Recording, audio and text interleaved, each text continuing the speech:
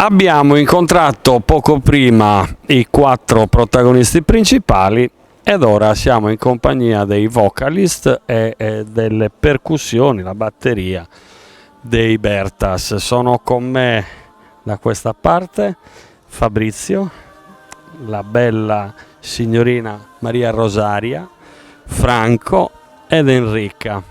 Queste 4 persone sono quelle che danno corpo all'intero complesso.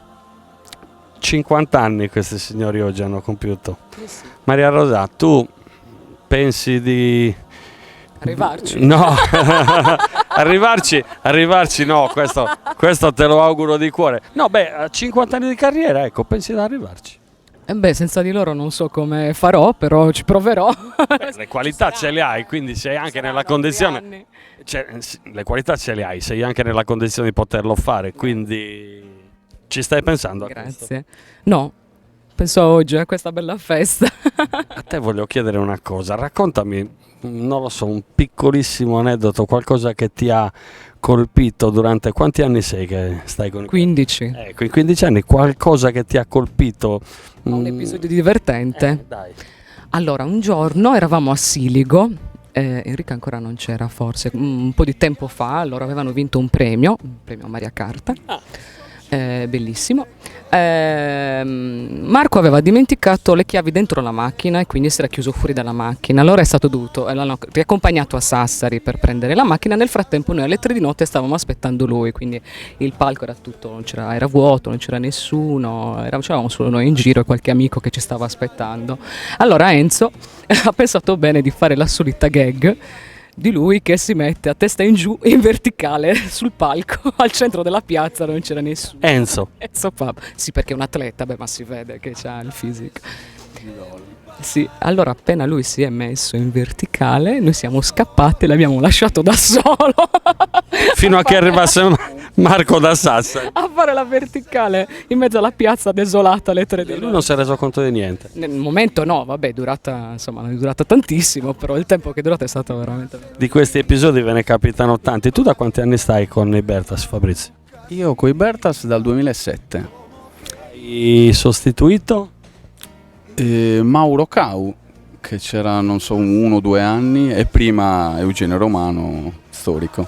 C'è un brano in particolare che ti ha colpito di questo vastissimo oramai repertorio dei Bertas? Allora, da suonare Arboles mi piace un sacco proprio. Per motivi di difficoltà oppure per...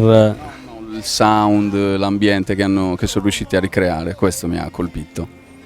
L'ultima arrivata invece lascio per ultimo Franco Castia, perché lui è forse dei 3, lo chiamano il quinto Bertas, quindi dei 3 è sicuramente il più importante. Non me ne vogliano gli altri, ma insomma. Enrica, tu sei arrivata nei Bertas per sostituire Ilenia Romano quando? Nel 2010, quindi 5 anni.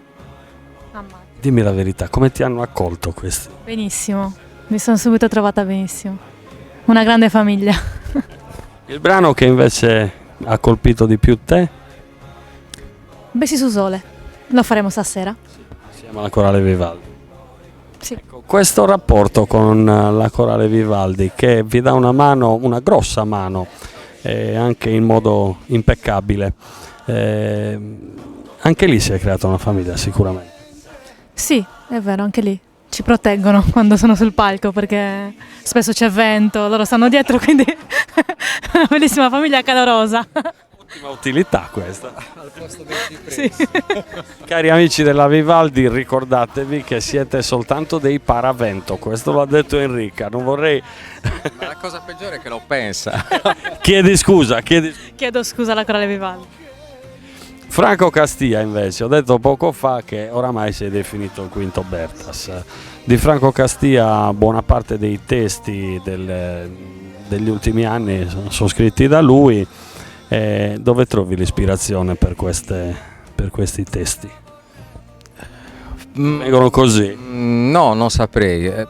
Le cose che si scrivono si tolgono dal quotidiano o dalle cose che uno ha sempre pensato, che ha cercato di esprimere, le cose che si porta con sé dall'adolescenza, e poi tante volte bisogna ricordarsi, bisogna dire onestamente che non è mai un rapporto solitario, come quando uno fa un figlio. Non è che io scriva un testo perché è il testo che voglio scrivere io, è il testo che posso scrivere con Mario, con Marco, cioè con la persona con la quale sto scrivendo la canzone, e quindi non è mai una cosa che parte esclusivamente da me, è una cosa che condividiamo sin dall'inizio, ne parliamo, vediamo come si può sviluppare. Quindi non posso dire di avere una paternità totale delle cose che faccio. Come fate? Adattate i testi alle musiche o al contrario o tutte e due? È una situazione che è un po' cambiata negli anni. Per i musicisti è sempre stato più semplice lavorare in totale libertà e poi consegnare un prodotto che, se non è finito, è molto vicino ad essere finito all'autore dei testi, che evidentemente cerca di limare, di capire, poi si fanno degli aggiustamenti, però diciamo la canzone in generale, parlandone genericamente, è quasi totalmente terminata dal punto di vista musicale. Col passare degli anni, siccome con Mario abbiamo condiviso anche dei lavori che sono al di fuori dei Bertas, con Mario Chessa intendo, ci stiamo anche un pochino spostati. Io ho iniziato a scrivere delle cose, un tracciato anche quello di massima di un testo, lui ha iniziato a lavorare sui testi, e quindi adesso si può dire che facciamo entrambe le cose. Un po' scrivo io, un po' lavora lui e mi consegna del materiale. È in arrivo un nuovo lavoro, stavolta in italiano. Sì, è in arrivo un nuovo lavoro in italiano, è una cosa che pensavamo da tanto, perché ci è sempre piaciuto scrivere in sardo. Io sono sardo, non sono un sardo parlante, però mi sento sardo dell'interno perché non sono sassarese, e il sardo l'ho sempre ascoltato, quindi per me è stato semplice andare a cercare diciamo, un suono, una cultura che avevo dentro da tanto tempo.